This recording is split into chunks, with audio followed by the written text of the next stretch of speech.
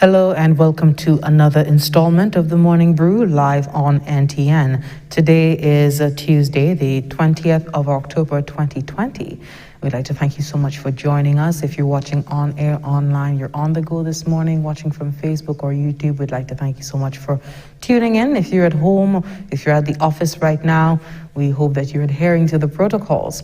And a wider scope, if you're watching from the diaspora, St. Lucians in the diaspora, good morning to you, as well as well-wishers globally who are following the progress, the status of St. Lucia with respect to this pandemic. We're bringing you the latest developments from the government of St. Lucia as we continue the fight against COVID-19. Contact tracing by health authorities establish a link in COVID-19 community spread. USAID helps protect early childhood centers from COVID-19. Also, we have the St. Lucia Blind Welfare Association pooling its resources to help its own. We have the details to these stories and more coming up after this break. Do stay tuned to NTN as we bring you these latest updates. We know things have been inconvenient for some persons in the last few days. There have been measures tightened to ensure that we can clamp down on this community spread cases. We do have the longer lines at the Grosley bus stop. We have other ways in which individuals are now having to take a closer look at what they're doing. The protocols that have been put in place have to be reviewed and strengthened in order to protect the population. Stay with us. It's all worth it. The details after this break.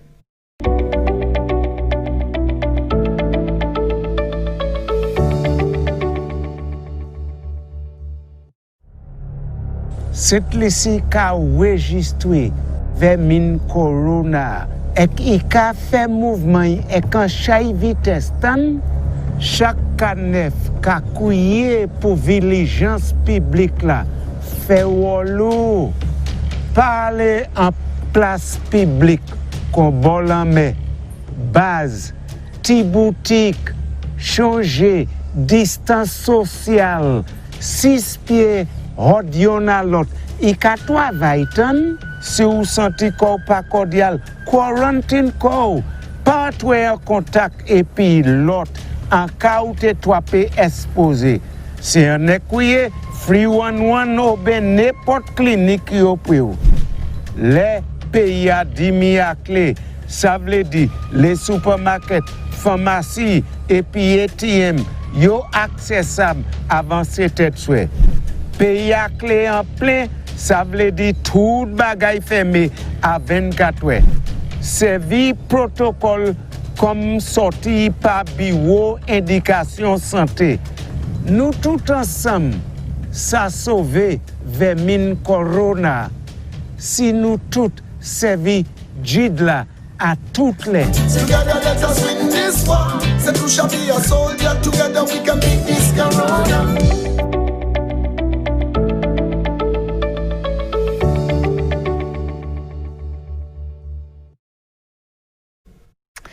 Welcome back. Thank you so much for staying tuned. This is the Morning Brew, and we are live on NTN this morning. My name is Jessie Leonce. Let's get on with the news for the 24-hour news cycle.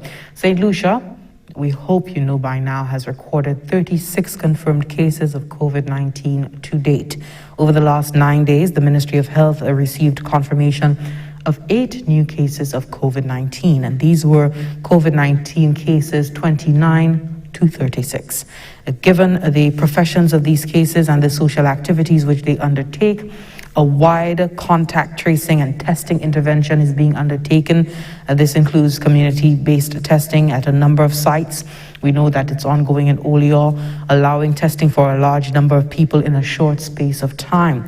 During the last 9 days, over 1,200 tests have been conducted in response to the contact tracing efforts. Now go to a clip from the Chief Medical Officer, Dr. Sharon Belmar-George.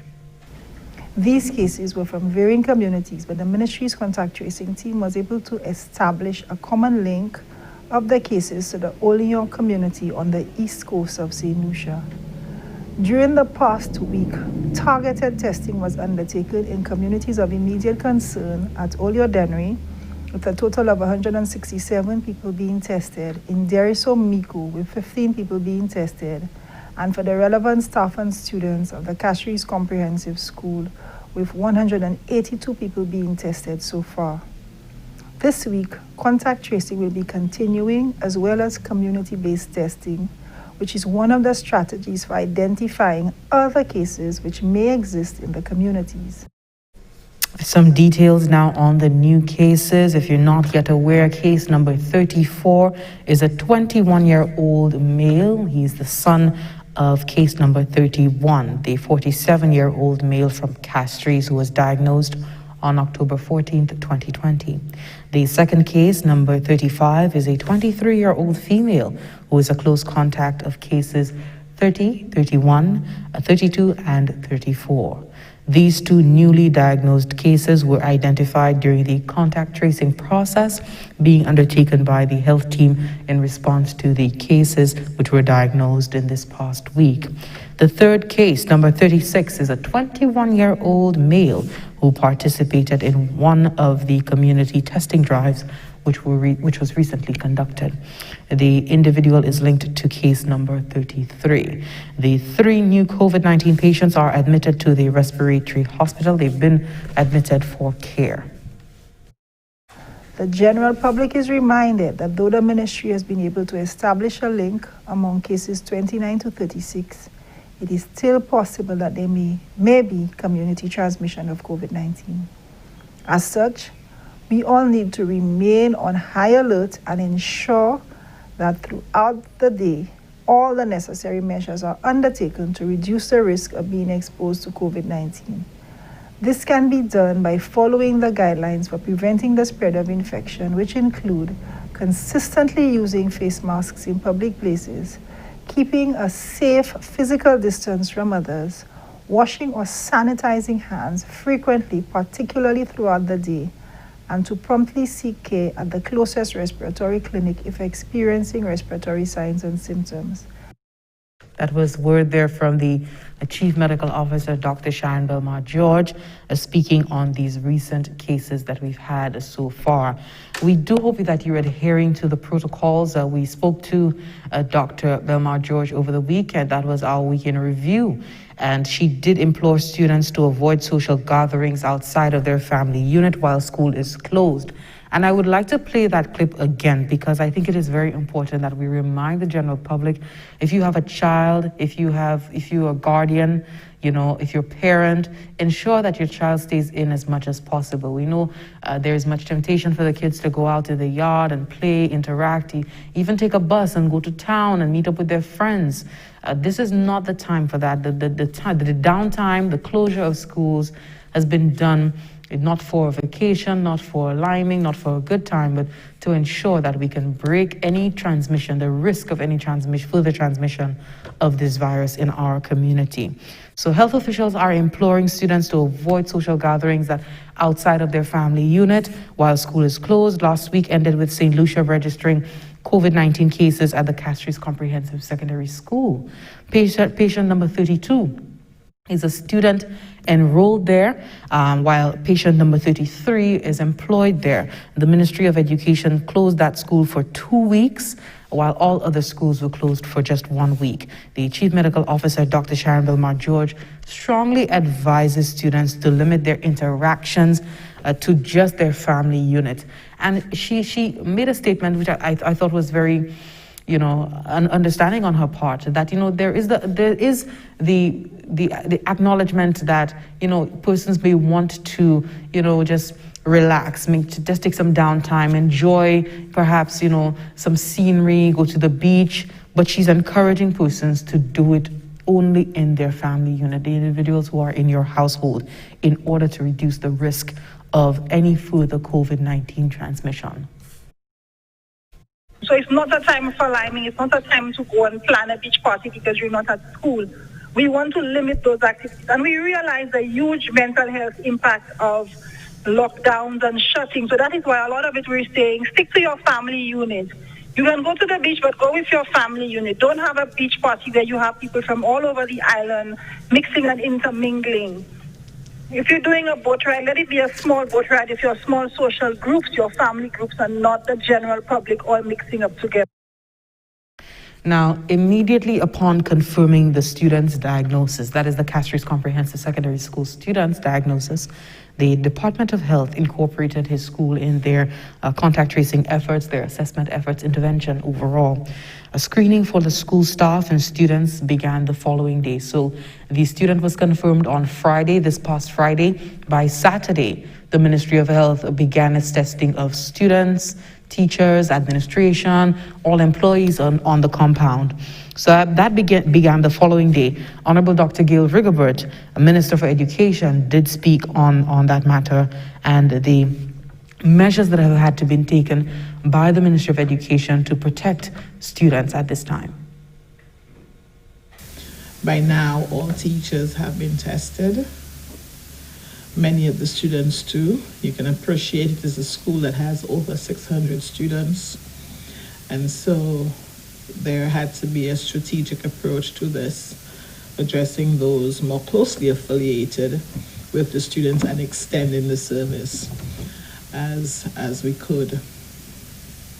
I want to thank the parents for their patience, their understanding, and for cooperating with us and with the medical staff as well over the last couple of days in particular. As we speak, there are meetings ongoing, again, with the aim of ensuring that our students and teachers receive the best care and that we answer their many questions and quell their anxieties. As indicated in the press statement received by the Ministry of Education, Honorable Rigobert advises that instruction will revert. We had known about learning from home from last term. So instruction will revert to the multifaceted approach of online learning and safe distribution of instructional packages from teachers during the period that students are at home. And we're in a very fortunate position that our communities are tight-knit enough, close-knit enough, where the teachers can go into the communities and give out these instructional packages in instances where the kids may not have devices as yet. So everyone is kept in the loop. Everyone is up to date with the class activity and the learning that is going on remotely. Do stay tuned. When we come back, we have the United States Agency for International Development, USAID, through its Bureau of Humanitarian Agency, BHA, procuring a quantity of hand washing stations for our preschools here on island. Stay with us. She's been watching, waiting, wondering when the sands of time will give way to a tide of change, and for yesterday and today to become a new tomorrow. For a time when her sun can kiss the cheeks of your loved one and her stars can twinkle in her honeymoon skies. When her earthly embrace will reassure and calm your soul. And her unique view can change your whole perspective. Proudly, she has risen to meet new challenges and to provide safe harbor to all who reach her shores. For her hopes and dreams still stand, shoulder to shoulder, a precious reminder of experiences yet to come. So, wherever your moments and memories take you, let her sense of adventure set you free. She is Saint Lucia.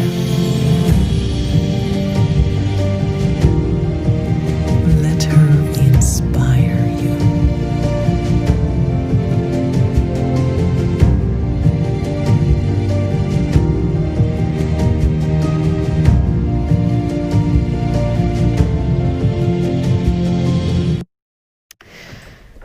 The United States Agency for International Development, USAID, through its Bureau of Humanitarian Agency, BHA, has procured a quantity of hand washing stations, hand sanitizer, and bleach for the 21 government-owned early childhood development centers.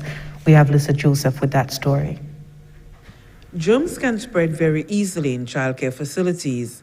Considering the pandemic, the School Safety Unit of the Department of Education, Innovation and Gender Relations sought the assistance of USAID through its Bureau of Humanitarian Agency to boost hygiene standards at the 21 government-run early childhood centers on island.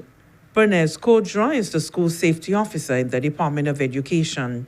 We are now the beneficiaries of 21 hand wash stations and 25 cases of hand sanitizer and 30 cases of bleach, which will go a long way in assisting us as we continue the fight against COVID-19.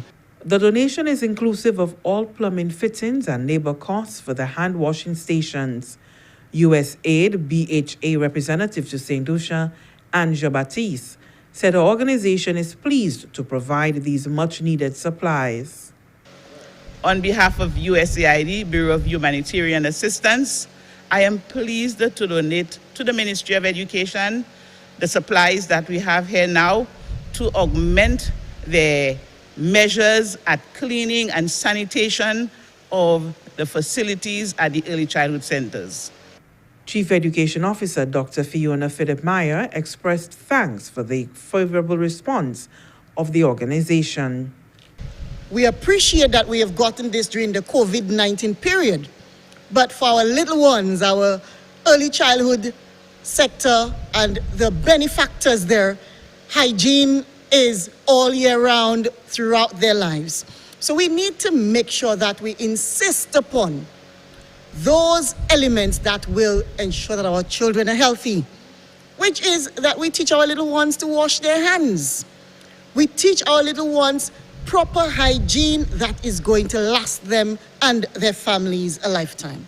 USAID BHA handed over the supplies to the Department of Education during a brief ceremony at the department's warehouse in Vidbote.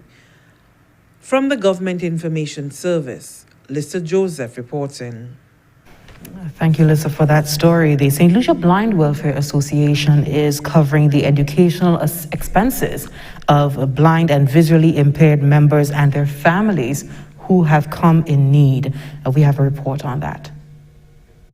The portion of proceeds from the Prime Minister's Independence Ball 2020 donated to the St. Lucia Blind Welfare Association has gone toward the education of the blind and visually impaired and their families. Checks for $500 each were presented to 23 students from 20 households across St. Lucia to offset some of their education costs. Association Administrator Deborah Pamphil says the membership remains the priority despite the organization's own dire circumstances. Although SLBWA was not spared COVID-19 backlash, we are well aware of the pressure that it placed on our families to provide educational support, especially in this new environment, this new educational environment, to our students. The association, too, has or is experiencing depleting resources, yet we remain steadfast in ensuring that our mandate in seeking a better opportunity, better life, through inclusive education opportunities is given to all. President Glenn Simon, who was on hand to present the checks, thanked the recipients for seeing to the education of their children, many of whom are blind and visually impaired.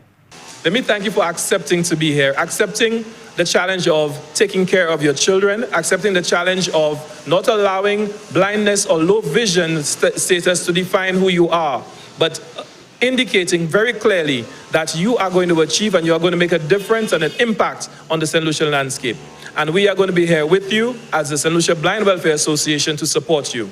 We were very fortunate that we were among those that the Prime Minister selected to be presented with a contribution of $20,000 from the ball that they had for independence. And we are most grateful. And so it is, as we receive from the blind welfare, we give back, and we give back to our members.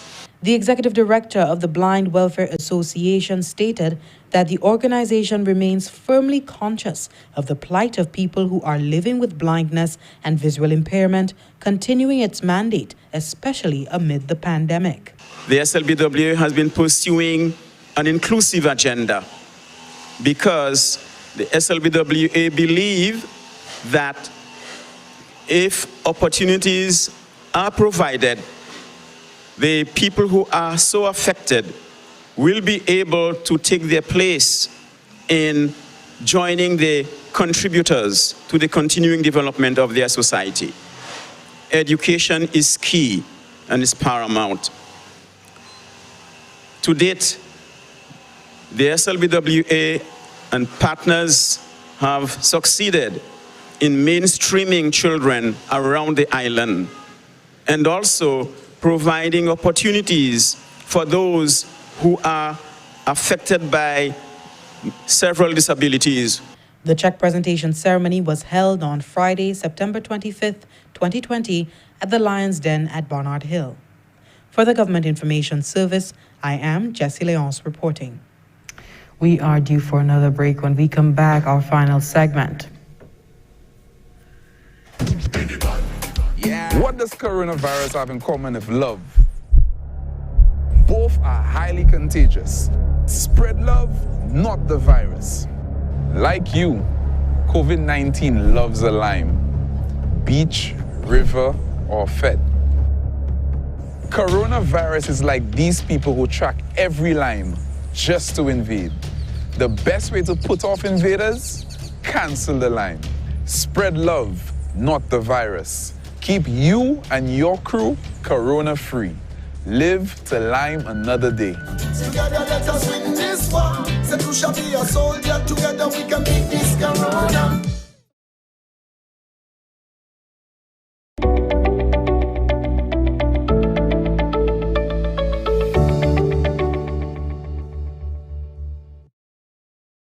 Thank you so much for staying tuned. We are live on NTN with the Morning Brew. Wrapping up, the Inter-American Institute for Cooperation on Agriculture, ICA, has reaffirmed its commitment to national efforts to safeguard the integrity of St. Lucia's soil and plant health.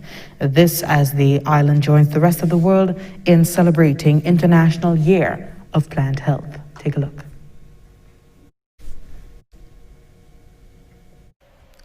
The Inter-American Institute for Cooperation on Agriculture has been encouraging the use of innovative technology and practices to support more sustainable plant health in the Caribbean. ICA representative to the Eastern Caribbean states, Greg Rawlins, in speaking at the recently held tree planting exercise in commemoration of International Year of Plant Health, reaffirms ICA's commitment to continue to assign high priority to plant health in the Institute's Technical Cooperation Program for St. Lucia. ICA has and continues to implement projects to improve the knowledge and skills of professionals in the detection, monitoring, and management of key pests that can potentially impact food and nutrition security, livelihoods, and regional and international trade. Over the past 2 years, the achievements under these projects have contributed to improving the effectiveness and efficiency of plant health systems in the region. The Agriculture Ministry has over the years supported plant health through various programs and initiatives, including pest control training and farmer field schools. Acting Minister for Agriculture, Honorable Harold Stanislaus, asserts that agriculture leaders remain committed to designing nationwide public education and awareness activities to sensitize the populace on their role in safeguarding the country's agriculture economy. These efforts will be solidified by also initiating more stringent measures at the island's borders. Plants are a vital part of St. Lucia's culture and economy. 45% of St. Lucia's lands are covered by natural forests. This forest cover is home to many of our unique biodiversity. Our forest serves as therapeutic havens for our people and visitors as well.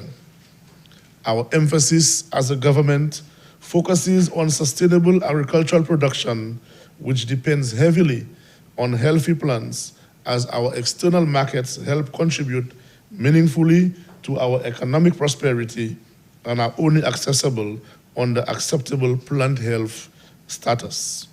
The Agriculture Ministry will continue to work with the regional and international plant health institutions with the goal of protecting plant health in St. Lucia.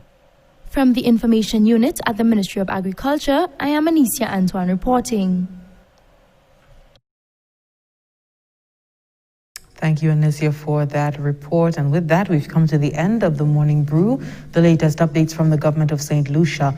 I'm Jessie Leonce. I'd like to thank you so much for watching and encourage you to continue adhering to the protocols, even more so that there is the concern for community spread. Do your part to reduce the risk of transmission. Ensure that you use your mask if you're going out, if you're leaving home, if you're in the office, wear your mask. It's how things spread. We get complacent, we mingle, we have the water cooler talk without our masks, and we increase the risk of transmission. So ensure that you wear your mask. Ensure that you use lots of hand sanitizer and wash your hands as frequently as possible with soap and water. Again, thank you so much for watching live on NTN. We hope you continue to watch NTN for updates as the day progresses, and enjoy the rest of your day. We hope it's a productive and enjoyable day for you. We know that protocols as the measures and systems within the transport sector and other aspects have been made more stringent. We saw the long lines at the Grosley bus stop yesterday, and it may be inconvenient, but it is an added layer of protection, ensuring that people use hand sanitizer, ensuring that people wear their mask on the buses, because there was this concern of non-compliance within the transport sector. And so these measures are being put in place for the safety of everyone involved, the commuters, the bus drivers, everybody. Again, thank you so much. Hope you comply today. Every day, every decision you take to ensure that you adhere is a decision that's going into the jar of good vibes for our country overall. I'd like to thank you so much for watching. Goodbye. Enjoy what's left of the day.